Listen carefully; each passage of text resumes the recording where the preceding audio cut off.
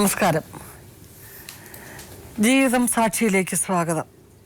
ഇത്തരമൊരു പരിപാടിയിലേക്ക്, ഗൗരവമുള്ള വളരെ ദുഃഖങ്ങളും കാര്യങ്ങളും പറഞ്ഞ പരിപാടിയിലേക്ക് വരാൻ എനിക്ക് മനസ്സുകൊണ്ട് ഇഷ്ടമുണ്ടായിട്ടല്ല കേട്ടോ. പക്ഷേ നീതി കിട്ടുന്നൊരു സ്ഥലത്ത് നിൽക്കുമ്പോൾ അതിൽ ഞാനും ഒരു ഭാഗമാണല്ലോ എന്നുള്ള സന്തോഷം, അതാണ് വലിയ കാര്യം. നെല്ലിക്കിരൈത്തനീർ വായ്ക്കാൽ വഴിയോടി പുല്ലുക്കുമാ, തമിഴാകട്ടോ, കൊടുന്തമിഴ.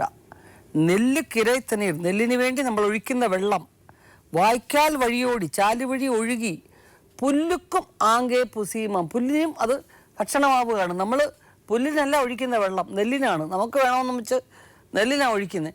പക്ഷേ നമ്മളറിയാതെ പുല്ലിനും അത് ഭക്ഷണമാവുന്നു. അത് പശുവോ ആടോ കാര്യങ്ങളൊക്കെ കഴിച്ചിട്ട് അതും നമുക്ക് പ്രയോജനമാവുന്നു. പരോക്ഷമായിട്ടെങ്കിലും അറിയാതെയാണെങ്കിലും നമ്മൾ ചെയ്യുന്ന ആ പുണ്യം അത് നമുക്ക് പിന്നെ ഫലമായിട്ട് കിട്ടുന്നു. അതുപോലെ ഉള്ളൂ ഞാൻ ഈ പ്രോഗ്രാം ചെയ്യുന്നത്. എവിടേക്കോ നമ്മൾ സംസാരിക്കുന്ന ഈ കൂട്ടത്തിൽ എന്നുള്ളതേ ഉള്ളൂ. ഇന്നത്തെ ജീവിതം സാക്ഷിയിലേക്ക് ആദ്യം എത്തുന്നത് ദീപ, കൊല്ലം മയ്യനാട്ട് നിന്ന്. നമുക്ക് കേൾക്കാം കഥ ജീവിതം സാക്ഷി.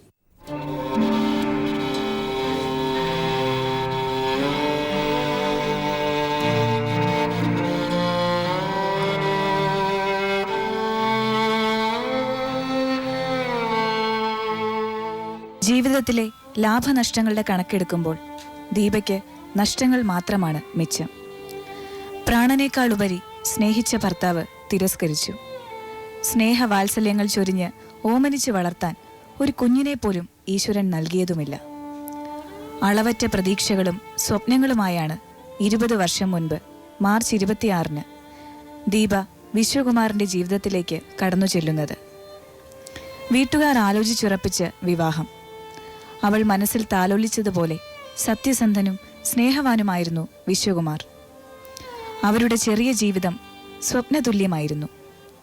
പക്ഷേ 2 വർഷം മുൻപ് വിധി എല്ലാം തല്ലിത്തകർത്തു. ദീപയെ ഉപേക്ഷിച്ച് വിശ്വകുമാർ മറ്റൊരു സ്ത്രീയോടൊപ്പം പുതിയൊരു ജീവിതം തുടങ്ങി.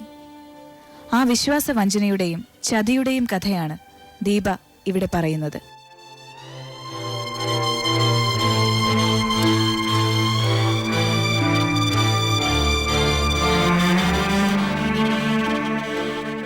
കൊല്ലത്ത് മയ്യനാട്ട് നിന്നും വരുന്നു. നിങ്ങളുടെ കാര്യങ്ങളെല്ലാം ഞങ്ങൾ അന്വേഷിച്ചു. എങ്കിലും നിങ്ങൾ പറയുമ്പോൾ അത് കുറച്ചുകൂടെ ഏറെ മുഖ്യമാകും. പറയൂ. 20 വർഷം ഞാനും എൻ്റെ ഹസ്ബൻഡും സുഖമായിട്ട് തന്നെ ജീവിച്ചത്. ഒരു ദാമ്പത്യ പ്രശ്നങ്ങളും ഇതുവരെ ഉണ്ടായിട്ടുമില്ല. ഞങ്ങൾ രണ്ടുപേരും നല്ല രീതിയിൽ ജീവിച്ചു വരുമായിരുന്നു. 2010 എൻ്റെ ഹസ്ബൻഡ് ഗൾഫിൽ പോകണമെന്നും പറഞ്ഞ് ഭയങ്കരമായിട്ടടി എനിക്ക് ഗൾഫിൽ പോകണമെന്നും പറഞ്ഞ് എൻ്റെ അടുത്ത് പറഞ്ഞു. അങ്ങനെ ചേട്ടനെ ഒരു വിസയൊക്കെ ഒപ്പിച്ചു കൊടുത്തു. 2010 എൻ്റെ ഭർത്താവ് ഗൾഫിൽ പോയി ഒരു 1.5 വർഷം വരെ നല്ല രീതിയിൽ പൈസ അയച്ചു തരും. നല്ല രീതിയിൽ ഞങ്ങൾ എപ്പോഴും വിളിക്കുകയും കാര്യങ്ങളും എല്ലാം ചെയ്യുമ്പോഴെല്ലാം ഈ പിള്ളേരില്ല, ഞങ്ങൾക്ക് കുട്ടികളില്ല. ആ ഒരു വിഷമത്തില്ല. എന്നാലും പറയുന്നത് ഈ കുട്ടികളൊന്നും നമുക്കില്ലെങ്കിൽ നമ്മൾ രണ്ടുപേരും ഇല്ലേ, സുഖമായിട്ട് ജീവിക്കാം എന്നെല്ലാം കാര്യത്തിൽ എൻ്റെ ഭർത്താവിന് എന്നോട് അത്രയ്ക്ക് സ്നേഹമായിരുന്നു. വീട് വെച്ചിരിക്കുന്ന ആരുടെ പേരില? അത് ഹസ്ബൻഡിന്റെ പേർക്കാണ്. വിശ്വകുമാർ ഹസ്ബൻഡിന്റെ പേർക്കാണ്. ഞാൻ അന്ന് എന്നോട് പറഞ്ഞു നിന്റെ പേർക്ക് എഴുതടി. അപ്പൊ ഞാൻ പറഞ്ഞു അത്രയ്ക്ക് സ്നേഹം എൻ്റെ അടുത്ത്. ഞാൻ പറഞ്ഞു വേണ്ട, അണ്ണന്റെ പേർക്ക് എനിക്കതിന് കുഴപ്പമൊന്നുമില്ല. അന്നേരം പിള്ളേരില്ലെങ്കിലും എൻ്റെ ഭർത്താവിൻ്റെ അനിയൻ്റെ മോടെ പേരായി ഇതിനകത്ത് അഡ്രസ്സ് വെച്ചേക്കുന്നത്, സൂര്യാലയം. ഞാൻ പറഞ്ഞ് നമുക്കില്ലെങ്കിൽ അണ്ണൻ്റെ അനിയൻ്റെ മോടെ പേരല്ലേ, നമുക്ക് അതിനെ ഒരെണ്ണത്തിന് ഇനി എടുക്കാം. അങ്ങനെ ഈ സൂര്യാലയം വെച്ച ആ കൊച്ചിനെ തന്നെ ഞങ്ങളുടെ വീട്ടിൽ വളർത്തിക്കൊണ്ടിരുന്നപ്പോഴാണ് ഗൾഫിൽ പോയത്. ഗൾഫിൽ പോയിട്ട് തിരിച്ചു വരുമ്പോഴെല്ലാം ഈ എൻ്റെ ഹസ്ബൻഡിൻ്റെ അമ്മ എപ്പോഴും പറഞ്ഞു കൊടുക്കും, എടാ നീ പോയി വേറെ കല്യാണം കഴിക്കടാ, നീ എന്തിനാ ഇവിടെ കൊണ്ട് നടക്കുന്നത് എന്നൊക്കെ എപ്പോഴും പറയും. അന്നേരം എൻ്റെ ഭർത്താവ് വഴക്കും, നിങ്ങൾ എന്തിനാ ആവശ്യമില്ലാത്തൊക്കെ പറയുന്നത്, നമുക്ക് കൊച്ചുങ്ങളില്ലെങ്കിൽ ഞങ്ങൾ സഹിച്ചോളാം എന്ന് പറയും. അന്നേരം എനിക്ക് അത്രയ്ക്ക് എനിക്ക് ഭയങ്കര വിഷമം കൊണ്ട് ഞാൻ പറയാം, അണ്ണൻ എന്തെങ്കിലും രീതിയിൽ എൻ്റെ ഭാഗത്തു നിന്ന് അല്ലെങ്കിൽ അണ്ണന് കുട്ടികളുണ്ടാകണമെന്ന് ആഗ്രഹം ഉണ്ടെങ്കിൽ അന്ന് എൻ്റെ അടുത്ത് പറയണം. നീ ഇന്നതുപോലെ നിനക്ക് പിള്ളേരില്ലാത്തത് കൊണ്ട് നമുക്ക് ജീവിക്കാൻ പറ്റുന്നില്ല, ഞാൻ എന്നോട് തുറന്ന് പറയണമെന്ന് പല പ്രാവശ്യം ഞാൻ പറഞ്ഞിട്ടുണ്ട് എൻ്റെ ഭർത്താവിനോട്. അന്നേരമൊക്കെ പറയുന്നത് വേണ്ട, നീ തന്നെ എൻ്റെ ഭാര്യ, ചിന്തിച്ചിരുന്നില്ല, നീ തന്നെ മതി എൻ്റെ ഭാര്യയായിട്ടെന്ന് പറഞ്ഞു കഴിഞ്ഞപ്പോൾ ഈ ഗൾഫിൽ പോയിട്ട് വന്ന് 3 മാസം വീട്ടിൽ നിന്നിട്ട് തിരിച്ചു പോയിട്ട് എപ്പോഴും എന്നെ ഒരു 9 മാസം നിന്നപ്പം എന്നെ വിളിക്കുമ്പോഴൊക്കെ അങ്ങ് ദേഷ്യമാണ്. സ്നേഹമായിട്ടുണ്ടെങ്കിലും നമ്മൾ ഒരു അരമണിക്കൂർ കഴിഞ്ഞ് ഫോൺ എടുക്കാൻ താമസിച്ചാൽ ചീത്ത വിളിച്ചിട്ടുണ്ട്. എന്തടി ഫോൺ എടുക്കാൻ? ഞാൻ പറയും ഫോൺ എടുത്ത് കൈവച്ചുകൊണ്ടിരിക്കുകയല്ല, അവിടെ വെച്ചേക്കുന്ന ഫോണെന്നും പറഞ്ഞ് ഞാൻ അന്നേരം വഴക്ക് പറഞ്ഞിട്ട് പിന്നായാലും എൻ്റെ ഭർത്താവിന് ഒരു വഴക്കായിട്ടാവുന്നു പറഞ്ഞത്. പിന്നെ അങ്ങ് പറഞ്ഞു എനിക്ക് ദേഷ്യം വന്നപ്പോൾ ഞാൻ വഴക്ക് പറഞ്ഞതെന്ന് പറഞ്ഞ്. അങ്ങനെ 9 മാസമായി കഴിഞ്ഞപ്പോൾ എൻ്റെ അടുത്ത് പറഞ്ഞിട്ട് ഇനി അക്കാമ പുതുക്കണം, ഞാൻ നാട്ടിൽ വരുക, നീ എവിടെയെങ്കിലും ജോലിക്ക് പോയി, ഞാനും കൂടെ ജോലിക്ക് പോയി, നമുക്ക് ഈ പ്രമാണത്തിൻ്റെ കടം തീർത്തിട്ട് ഈ തിരിച്ച് പ്രമാണം ഒന്നുകൂടെ വെച്ചിട്ട് നമുക്ക് വീട് ഒന്നുകൂടെ പുതുക്കാമെന്ന് പറഞ്ഞു. എൻ്റെ ഭർത്താവ് ഓണത്തിന് പിന്നെ 5-6 ദിവസമേ ഉള്ളൂ. അന്നേരം കൊട്ടിയത്ത് സിമിലർ ടെക്സ് എന്ന് പറഞ്ഞ തുണിക്കടയുണ്ട്. അപ്പോൾ ഈ സീസൺ അവിടെ ആളിനെ എടുക്കും. അപ്പോൾ ഈ എൻ്റെ അപ്പോഴുള്ള പൈസകളൊക്കെ ഇനി തിരിച്ച് അയച്ചു തരുന്നത് കൊണ്ട് അണ്ണം വരുമ്പം കാശൊന്നും കാണത്തില്ല. ഇന്നലെ ഞാൻ തുണിക്കടയിൽ പോയിട്ട് സീസൺ കയറിയാൽ ഓണം ആകുമ്പോൾ കുറച്ച് പൈസ കിട്ടും, ഓണമൊക്കെ നമുക്ക് അങ്ങനെ ഒരുങ്ങാമെന്നും പറഞ്ഞ് ഞാൻ സിമില തുണിക്കടയിൽ പോയി പോയപ്പോൾ എൻ്റെ ഭർത്താവ് രാവിലെ പറഞ്ഞു വിടും, തിരിച്ച് വൈകുന്നേരം ആകുമ്പോൾ എന്നെ വിളിക്കാൻ വരും. അങ്ങനെയൊക്കെ ആയിട്ട് നിന്ന്. അപ്പം ഒരു ദിവസം ഈ കൊണ്ടുവന്ന സാധനങ്ങൾ എൻ്റെ അടുത്ത് പറഞ്ഞ് എനിക്കൊരു കടയ്ക്കൽ എന്നല്ല, എവിടെ ഒരു സ്ഥലം എൻ്റെ അടുത്ത് എനിക്ക് ഓർമ്മ കിട്ടുന്നില്ല. ഒരു സ്ഥലത്ത് എൻ്റെ ഒരു കൂട്ടുകാരൻ്റെ പെങ്ങൾക്ക് കുറേ സാധനം കൂട്ടുകാരൻ തന്നു വിട്ട് എനിക്ക് ഇന്ന സ്ഥലത്ത് വരെ പോകണമെന്ന് പറഞ്ഞു. അപ്പം ഞാൻ പറഞ്ഞ് എവിടാന്ന് വെച്ചാൽ പറഞ്ഞ് കണിയാപുരത്താണെന്ന് എനിക്ക് ഓർമ്മ തെളിയുന്നത്. അവിടെ എവിടെയോ പോകുന്നത്, പക്ഷെ അവിടെ വണ്ടിയും വെള്ളവും ഒന്നും അങ്ങനെ ഇല്ല, ഒരു ഉള്ളടയുള്ള സ്ഥലത്താണ് ഞാൻ പോവാന്ന് പറഞ്ഞ്. ഞാൻ രാവിലെ പോകാൻ നേരം 2-3 ദിവസമായിട്ടും ഓണം കഴിഞ്ഞിട്ടും ഈ സാധനം കൊടുക്കുന്നില്ല മാഡം.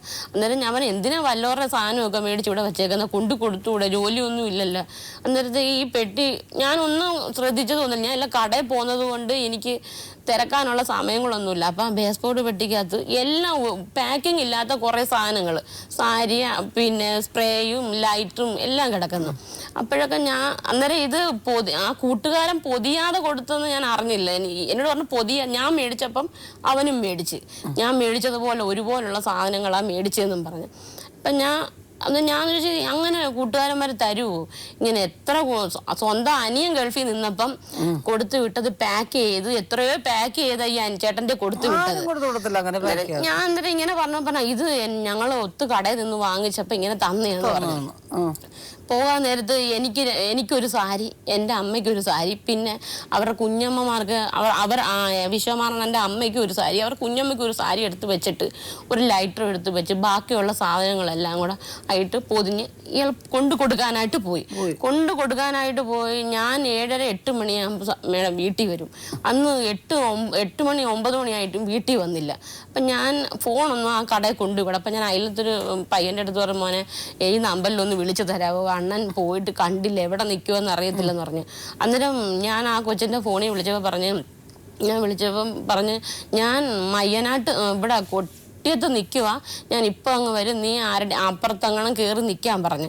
നീ ഒറ്റയ്ക്ക് വീട്ടിൽ നിൽക്കണ്ട, താക്കോലും കൊണ്ടങ്ങ് പോയി നീ അപ്പുറത്ത് കയറി നിൽക്കാൻ പറഞ്ഞു. ഞാൻ അന്നേരം അപ്പം ആ പറയുന്നത് കുറച്ച് കഴിഞ്ഞതിന് മുമ്പ് ഒരു ആട്ടോ വിളിച്ച് പുള്ളിക്കാരൻ വന്ന് ഞാൻ ചോദിച്ചു എവിടെ? അന്നേരം ഒരു ഫോൺ വന്നപ്പോൾ ഞാൻ ചോദിച്ചത് ആരാ വിളിക്കുന്നത്? ഞാൻ പറഞ്ഞു അതേ ഞാൻ കൊടുത്ത വീട്ടിലെ കൂട്ടുകാരൻ്റെ പെങ്ങൾ വിളിക്കുന്നത്, ഇനി എത്തിയോ എന്ന് ചോദിച്ചു. ഞാൻ പറഞ്ഞു അതെന്താ അങ്ങനെ ചോദിക്കുക? അല്ല, ഞാൻ അവരുടെ വീട്ടിൽ ചെന്ന് ചോറൊക്കെ കഴിച്ചായിരുന്നു, അതുകൊണ്ട് അവർ വിളിച്ച് തിരക്കുവാന്ന് പറഞ്ഞു. ഞാൻ ഒരു രീതിയിൽ ഒരു സംശയിക്കുന്ന ഒരാളല്ല. എന്ന് വെച്ചാൽ എന്നെ സംശയമില്ല, എനിക്ക് എൻ്റെ ഭർത്താവിനെ സംശയമില്ല. എൻ്റെ വീട്ടിൽ കായംകുളത്താണ്. ഞങ്ങൾ അച്ഛനും അമ്മയും കാണാനായിട്ട് അങ്ങോട്ട് പോയിട്ട് അന്ന് രാത്രി ഒരു എത്ര മണിയാണെന്നല്ലേ ഞങ്ങളുടെ ആങ്ങളുടെ കൂടെ ഞങ്ങളെല്ലാവരും കിടന്ന് നിരന്ന് പായിട്ട് ഞങ്ങൾ കിടന്നിട്ട് രാത്രിയിലങ്ങാണ്ട് എൻ്റെ ഭർത്താവിൻ്റെ ഫോണിലങ്ങാണ്ട് മിസ് കോൾ വന്നു. അന്നേരം എൻ്റെ ആങ്ങളെ രാവിലെ വെച്ചിട്ട് എന്തുവഴി അളിയൻ്റെ ഫോണിൽ രാത്രി ആയാലും എന്തുവഴി ഫോണിൽ ബെല്ലടിക്കുന്നത്? ഞാൻ പറഞ്ഞാൽ എനിക്ക് അറിഞ്ഞുകൂടാന്ന് പറഞ്ഞാൽ. ഞാൻ ചോദിച്ചാൽ അത് ആരാന്ന് എനിക്ക് അറിഞ്ഞുകൂടാ, ഇങ്ങനെ മിസ് കോൾ വന്ന് നമ്പർ തെറ്റി എങ്ങാണ്ട് വന്നേന്ന് പറഞ്ഞു. പിന്നെ ഇതെല്ലാം കഴിഞ്ഞിട്ട് മേഡം ഞങ്ങളുടെ അവിടെ തൊഴിലുറപ്പെന്നും പറഞ്ഞ ജോലിയുണ്ട്. അപ്പോൾ ഈ ഓണം എല്ലാം കഴിഞ്ഞ് വന്നപ്പോൾ അവിടെ ജോലിക്ക് വന്നപ്പോൾ ഞാൻ അവരുടെ അവിടെ ജോലിക്ക് പോയി. അന്നേരം ജോലിക്ക് ഇറങ്ങാൻ തുടങ്ങിയില്ല, വന്നതല്ലേ ഉള്ളൂ. ഞാൻ പറഞ്ഞു 2 ദിവസം കഴിഞ്ഞിട്ടൊക്കെ ജോലി മേശരിപ്പണി അവിടെ 2 ദിവസം കഴിഞ്ഞിട്ടൊക്കെ പോയാൽ മതി, ഞാൻ പോട്ടെന്നും പറഞ്ഞ് ഞാൻ രാവിലെ അങ്ങ് പോയപ്പം ഒരു 2-3 ദിവസം കഴിഞ്ഞപ്പോൾ ഒരു ഫോൺ കോൾ വരുന്നു എനിക്ക്. കോട്ടയത്തു നിന്ന് വിളിക്കുക, അജി ട്രാവൽസിൽ നിന്ന് വിളിക്കുക എന്ന് പറഞ്ഞു. ഞാൻ ചോദിച്ചു അജി ട്രാവൽസിൽ നിന്ന് എന്താ പറഞ്ഞു. വിശ്വകുമാർ പുതിയൊരു വിസയുടെ കാര്യം എൻ്റെ അടുത്ത് പറഞ്ഞ് എത്രയും പെട്ടെന്ന് വിശ്വകുമാർ പാസ്പോർട്ടിൻ്റെ കോപ്പിയും പിന്നെ ഐഡൻറ്റി കാർഡും SLC ബുക്കുമായിട്ട് ഇന്ന് ഇത്ര സമയത്തിനുള്ളിൽ ഇവിടെ കോട്ടയത്ത് വെല്ലണമെന്ന് പറഞ്ഞ്. കാശില്ലാഞ്ഞിട്ട് എൻ്റെ കയ്യിലൊരു 100 എന്നിട്ട് ഞാൻ പറഞ്ഞു ഇതും കൊണ്ട് പോയിട്ട് വന്നു. എന്നിട്ട് പിറ്റേന്ന് അവരുടെ കുഞ്ഞമ്മയുടെ മോടെ വയറ്റുംകാലയാണ്. അപ്പം ഞാൻ പറഞ്ഞു പോയിട്ട് വൈകിട്ട് ഇനി വരണേ എന്ന് പറഞ്ഞു. അത് പറഞ്ഞു ഇല്ലടി വൈകിട്ട് വരാൻ പറ്റത്തില്ല, ഞാൻ രാവിലെ ഇനി വരാമെന്നും പറഞ്ഞ് പോയതിന് രാവിലെ ഒരു 10 മണിയായപ്പോൾ ഈ വൈറ്റുംകാല വീട്ടിൽ വന്നു. അപ്പം കയ്യിലൊരു കവർ. ആര് പറഞ്ഞു, ഞങ്ങൾ രണ്ടും മാത്രമേ അറിയുന്നുള്ളൂ ഈ പോയ എന്തിനാണെന്ന്. ആരോടൊന്നും പറഞ്ഞല്ലേ. ചെന്ന് കുറേ നേരം കഴിഞ്ഞപ്പം അനങ്ങാതെ ഒരുമാതിരി വല്ലാതെ നിൽക്കുന്നു. ഞാൻ ചോദിച്ചു എന്ത് പോയ കാര്യം നടന്നോ? ഇല്ല നടന്നില്ല, ഇനിയും പോകണം എനിക്ക് അവിടെ എന്ന് പറഞ്ഞു. ഒരാഴ്ച കഴിഞ്ഞപ്പോൾ എൻ്റെ അടുത്ത് അതിൻ്റെ ഇടയ്ക്ക് വരുന്നത് ദീപാവലിയാണ്. ദീപാവലി ആയപ്പോൾ കഴിഞ്ഞപ്പോൾ ഞങ്ങളുടെ കുഞ്ഞമ്മ ഇവിടെ പട്ടത്ത് താമസിച്ചു. വിളിക്കുന്ന പെണ്ണുങ്ങളാണോ ആണുങ്ങളാണോ? ആണുങ്ങളെ വിളിക്കുന്നത്. അപ്പോൾ ഈ ദീപാവലിയുടെ ഇടയ്ക്ക് ഒരു ദിവസം എന്നെ അന്നേരം നമ്മൾ എൻ്റെ ഹസ്ബൻഡ് പറഞ്ഞു ഗൾഫിൽ നിന്ന് വന്നിട്ട് കുഞ്ഞമ്മ എടുത്ത് പോയില്ലല്ലോ, നമുക്ക് ദീപാവലിക്ക് പോവാം, ഇവിടെ തിരുവനന്തപുരത്തൊക്കെ നല്ല വിശേഷമാണ്, നമുക്ക് അങ്ങോട്ട് പോവാന്ന് പറഞ്ഞു. അന്നേരം ഞാൻ പറഞ്ഞു അന്നേരം ഈ അനിയൻ്റെ മോളും ഞാനും അണ്ണനും ഉണ്ട്. അന്നേരം അണ്ണൻ പറഞ്ഞു നീ മോള് ഒരുങ്ങി നിൽക്ക്, ഞാൻ ജോലി ഉണ്ടോ നോക്കട്ടെ, ഉച്ചയൊക്കെ ആകുമ്പോൾ ഞാൻ ഇനി വരാം, നമുക്ക് 3 പേർ കൂടെ പോവാന്ന് പറഞ്ഞു. പോയ ആളൊരു 10 മണിയായിട്ടും 11 മണിയായിട്ടും ഈ പോകുന്ന ലക്ഷണത്തിലൊന്നും ജോലിയില്ല. പക്ഷേ ഞാൻ വരുന്നില്ല, എനിക്ക് പിന്നെ കോഴിക്കോട്ട് വരെ അങ്ങാണ്ടൊരു വസ്തുവിൻ്റെ ഒരു കാര്യത്തിന് വേണ്ടി ഈ സാറിൻ്റെ കൂടെ, ഈ ട്രാവൽസിൽ സാറിൻ്റെ കൂടെ പോകണമെന്ന് പറഞ്ഞു. അപ്പം ഞങ്ങളിൽ നീ മോളൂടെ പോയിക്കോ, ഞാൻ വൈകിട്ട് അങ്ങ് കയറി വരാം, ഞാൻ അങ്ങ് വൈകിട്ട് വരാമെന്ന് പറഞ്ഞു. അപ്പം ഞാൻ ഈ ട്രെയിനകത്ത് വെച്ചാൽ മേഡം ഇത് വിളിച്ച് പറഞ്ഞത്, ഞാൻ ഇറങ്ങാനാണെങ്കിൽ പറ്റിയതുമില്ല. ഞാൻ ഒന്ന് വിചാരിച്ച് വീട്ടിൽ വെച്ചൊക്കെ ആയിരുന്നു, ഞാൻ പോത്തതുമില്ലായിരുന്നു. അന്നേരം ഈ കൊച്ചു പറഞ്ഞു വാമ്മേ നമുക്ക് പോവാമേ, എന്തായാലും നമ്മൾ തിരുവനന്തപുരത്ത് പോകാൻ ഇറങ്ങിയതല്ലേ അമ്മയെന്നും പറഞ്ഞ് ഞങ്ങൾ എന്തായാലും പോയി. ദീപാവലി കഴിഞ്ഞാൽ പിറ്റേന്ന് ഞാൻ പറഞ്ഞു അണ്ണനില്ലാതെ ഞാനിവിടെ നിൽക്കുന്നില്ല, ഞാനും ഈ കൊച്ചുകൂടെ അങ്ങ് പോവാമെന്നും പറഞ്ഞു. ഞങ്ങൾ ഇനി പോന്നിട്ടും ഈ അണ്ണൻ വന്നില്ല. 2 ദിവസം കഴിഞ്ഞപ്പോൾ തിരിച്ച് വന്നിട്ട് ഞാൻ ചോദിച്ചു എന്തുവാണ് എവിടെങ്കിലും പോയോ ഒന്ന് വിളിക്കണ്ടേ എണ്ണ, അത് അവിടെ വിളിക്കാൻ പറ്റാത്ത സാഹചര്യങ്ങളാടി എന്ന് പറഞ്ഞു. എന്നിട്ട് ഞാൻ സംശയപരമായിട്ട് ഞാൻ മനസ്സിലാക്കുന്നില്ല, എന്തുവാ ഈ കക്ഷിയായിട്ട് കറങ്ങാൻ പോവാ മാഡം, അതാണ് നടക്കുന്നത്. അന്നേരം ഒന്നും നമ്മളെ കോൺട്രാക്ട് പറ്റുന്നില്ല. അന്നേരം എന്തെങ്കിലും എളുപ്പം വിളിക്കുമ്പോൾ പിള്ളേരുടെ സൗണ്ടൊക്കെ അന്നേരം പറയും ഈ ട്രാവൽസിൽ ആ ചേട്ടൻ്റെ വീട്ടിൽ നിൽക്കുക, അവിടെ പിള്ളേരൊക്കെ ഉണ്ട്, അതുകൊണ്ടാണ് ഈ എന്ന് വെച്ചാൽ പിള്ളേരൊക്കെ കരയുന്നില്ല, അത് അവിടുത്തെ ചേട്ടൻ്റെ മക്കളാന്ന് പറഞ്ഞു. ഇങ്ങനെയൊക്കെ പറഞ്ഞ് നമ്മളെ അങ്ങ് എന്നുവെച്ചാൽ ഒരു കള്ളത്തരം കാണിക്കുന്ന ഒരു വ്യക്തിയല്ല, അതുകൊണ്ട് നമുക്ക് കൂടുതലായിട്ട് ചോദിക്കാനും പറ്റുന്നില്ല. എന്നിട്ട് ഞാൻ വിചാരിച്ച് എന്താ എനിക്കങ്ങ് വല്ലാത്തൊരു വിഷമം പോലെ, എന്താ കാരണമെന്നൊന്നും അറിയുന്നില്ലല്ലോ എന്ന് പറഞ്ഞിട്ട് ഒരാഴ്ച കഴിഞ്ഞപ്പോൾ പറഞ്ഞ് കോഴിക്കോട്ട് പോകണം, അതുകൊണ്ട് ഒരാഴ്ച കഴിഞ്ഞ് ഞാൻ വരുത്തുള്ളൂ, എനിക്ക് ഡ്രസ്സൊക്കെ കൊണ്ടുപോകണമെന്നും പറഞ്ഞ് ആ ഒരാഴ്ച ആയപ്പോൾ ഒരു ബാഗ് കുട്ടിയത്തൊന്ന് പോയി ഞാനും അണ്ണനൂടെ പോയി ഒരു ബാഗൊക്കെ മേടിച്ച് ഡ്രസ്സുകളെല്ലാം തേച്ച് മടക്കി ഒരു 5-6 ദിവസത്തെ ഡ്രസ്സൊക്കെ ആയിട്ട് പുള്ളിക്കാരൻ പോയി. അത് രാവിലെ ഒരു 6 മണിയായപ്പം ഞാനും കൊച്ചു ഉണർന്ന് പറയടി ഞാൻ പോകുന്ന നേരത്തെ എന്നെ ഇങ്ങനെ ദയനീയമായിട്ടൊന്ന് നോക്കി പുള്ളിക്കാരൻ. ഇങ്ങനെ നോക്കിയിട്ട് പിന്നെ ഞാൻ പോവാന്നും പറഞ്ഞ് ഇറങ്ങി. അന്നേരം ഞാൻ പറഞ്ഞ് പോയിട്ട് എപ്പോൾ വരും, അതിന് 5-6 ദിവസം കഴിഞ്ഞിട്ട് ഇനി വരും, നീ കൊച്ചിനെ വിളിച്ച് കിടത്തണം, അല്ലെങ്കിൽ നമ്മുടെ അപ്പുറത്തൊരു ചേച്ചിയുണ്ട്, ആ ചേച്ചിയെ വിളിച്ചിവിടെ കിടത്തണം, ഒറ്റയ്ക്ക് കിടക്കല്ലേ എന്ന് പറഞ്ഞു. നമ്മളില്ല ഞാൻ ഒറ്റയ്ക്ക് കിടക്കത്തില്ലെന്ന് പറഞ്ഞു. പോയിട്ട് 5-6 ദിവസം കഴിഞ്ഞപ്പോൾ തിരിച്ചു വന്നപ്പം ഒരു 11 മണിയായപ്പോഴാണ് തിരിച്ചു വരുന്നത്. മോഹമൊക്കെ ഒരുമാതിരി വല്ലാതൊക്കെ ഇരുന്ന് ഞാൻ അങ്ങോട്ട് വിളിച്ചപ്പോൾ ഒരു വട്ടം ഫോൺ ഓണായിരുന്നു. ഞാൻ ചോദിച്ചാൽ എന്തുവാണ് വിളിച്ചെടുക്കാതെ, അത് നിന്നോട് വന്നിട്ട് പറയാം, എന്നെ പോലീസ് പിടിച്ചത്. ഞങ്ങളൊരു 5-6 പേരോട്ട് ഒരു റൂം എടുത്ത് താമസിച്ചപ്പോൾ അവിടെ അങ്ങാണ്ട് കുഴൽപ്പണത്തിൻ്റെ എന്തോ ഒരു അങ്ങനെയുള്ള ലോഡ്ജായിരുന്നു. അങ്ങനെ ഞങ്ങളെ പിടിച്ചപ്പോൾ പിന്നെ എൻ്റെ ഫോൺ അവിടെ വെച്ചിട്ട് ഞങ്ങളെ അങ്ങ് കൊണ്ട് ഒരു ദിവസത്തോടെ സ്റ്റേഷനിൽ ഇരുത്തിയെന്ന് പറഞ്ഞു. അപ്പോഴെൻ്റെ വായിൽ നിന്ന് എടുത്ത വല്ല ചോദിച്ചു എന്തുവാണ് വല്ല പെണ്ണുങ്ങളെയും കൊണ്ടാണോ പോയത്, അങ്ങനെയുള്ളിടത്തൊക്കെ ഈ ലോഡ്ജിലൊക്കെ പോലീസ് പിടിക്കുക, അല്ല ഇങ്ങനൊരു സംഭവം ഉണ്ടായെന്നും പറഞ്ഞ് പിന്നെ ഞാൻ മിണ്ടിയതൊന്നുമില്ല, ദേഷിച്ച് സംസാരിച്ചിട്ട് അപ്പോഴും ഒരു സംശയം തോന്നിയില്ല. ഒന്നും ഒരു രീതിയിൽ എനിക്ക് എൻ്റെ ഭർത്താവിനെ സംശയം, അങ്ങനെ ഒരു തെറ്റ് ചെയ്തിട്ടില്ല മേഡം, എന്നെന്ന് പറഞ്ഞ ജീവന. അപ്പോൾ ഞാൻ അങ്ങനെയുള്ള ഒരു തെറ്റുകാരനായിട്ട് ഞാൻ അയാളെ കണ്ടിട്ടില്ല. അന്നേരം എന്നോട് പറഞ്ഞ് ഞാൻ അന്നേരം ഇത് ഈ വന്നിങ്ങനെ ദേഷിച്ചു മീൻ വാങ്ങിച്ചിട്ട് വന്നു. ഞാൻ ആ മീനൊന്നും എടുക്കാതെ വിട്ടിട്ട് ഞാൻ കയറി അങ്ങ് കിടന്നു. ഞാൻ കയറി കിടന്നപ്പോൾ എൻ്റെ കൂടെ വന്ന് കട്ടിലേ വന്നിരുന്നിട്ട് എന്നോട് പറഞ്ഞ് പിന്നെ ഞാൻ നിന്നോടൊരു കാര്യം പറയാം എന്ന് പറഞ്ഞു. ഞാൻ ചോദിച്ചു എന്തുവാ കാര്യം, ഇങ്ങനെ ദേഷിച്ച് എന്തുവാ കാര്യം എന്ന് പറഞ്ഞപ്പം എൻ്റെ മുഖത്തും ഒക്കെ ആയിട്ട് ഒന്നുമില്ലെന്ന് പറഞ്ഞു. പറയാൻ വന്ന വാക്ക് അതില്ല, ദേഷിച്ച് ചോദിച്ചത് കൊണ്ട് ഒന്നുമില്ലെന്ന് പറഞ്ഞു.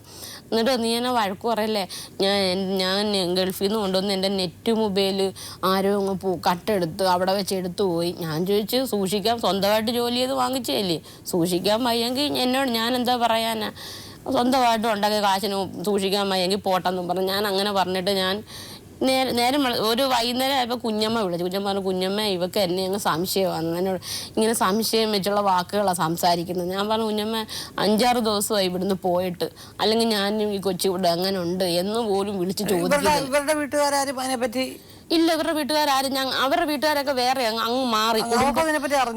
കുടുംബം ഞങ്ങളുടെ കൂടെ വസ്തുവിനകത്ത് ഉണ്ടെങ്കിൽ അവർ വിറ്റിട്ട് അവരങ്ങ് പോയി.